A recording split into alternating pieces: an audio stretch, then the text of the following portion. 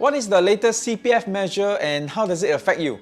In a nutshell, the total amount of CPF that can be used for property purchase will depend on whether the property's remaining lease can cover the youngest buyer up to the age of 95. So let's dive straight into some examples and see how it will impact you, shall we?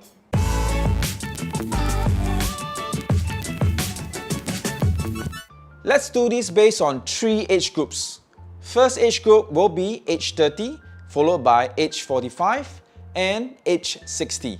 We'll also consider a HDB flat with 50 years left on its tenure. I chose 50 years because it's a good representation to work out the examples where HDB flats have less than 60 years left, which is a key criteria. I want to explain about previous regulations as I believe knowing about the current one is more important. So, for age 30 and 50 years lease remaining on your flat, 30 plus 50 gives you 80 years. This does not meet the 95 years age requirement. Therefore, your CPF usage will be prorated. For age group 45 and 50 years remaining lease left on your flat, 45 plus 50 gives you 95 years. This meets the 95 years age requirement and therefore you can use your CPF subjected to the valuation limit or applicable withdrawal limits. For the last group, group 60 and 50 years remaining lease on your flat, this also meets the 95 years age requirement and therefore you can use your CPF again subjected to the valuation limit or applicable withdrawal limits. So now let's look into age group 30 with the following assumptions. Using the CPF online calculator, which the link can be found in the description below, we can calculate out the amount of CPF that this group of buyers can use. So the assumptions are 50 years lease left, HDB resale, and a valuation price of 400,000. So based on the CPF online calculator, the maximum CPF that can be used is 252,000.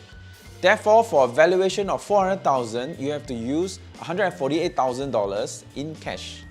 So for age group 45 and age group 60, it's obvious that when you add them up, it equals to 95 years or more. So this means that the buyer can use up to all their CPF for the purchase of this resale flat. So remember, to know what is your CPF usage, you can always go down to the CPF online calculator, find out how many years remaining lease is left on the HDB flat, take the youngest buyer's age, add them up, and that has to be more than 95 years old and you can use all the CPF. If it's not, the CPF calculator will indicate to you what is the total amount of CPF you can use. Lastly, note that the minimum lease has also been reduced to 20 years instead of 30 years. Previously, if the property was less than 30 years left on the tenure, you are not allowed to use CPF.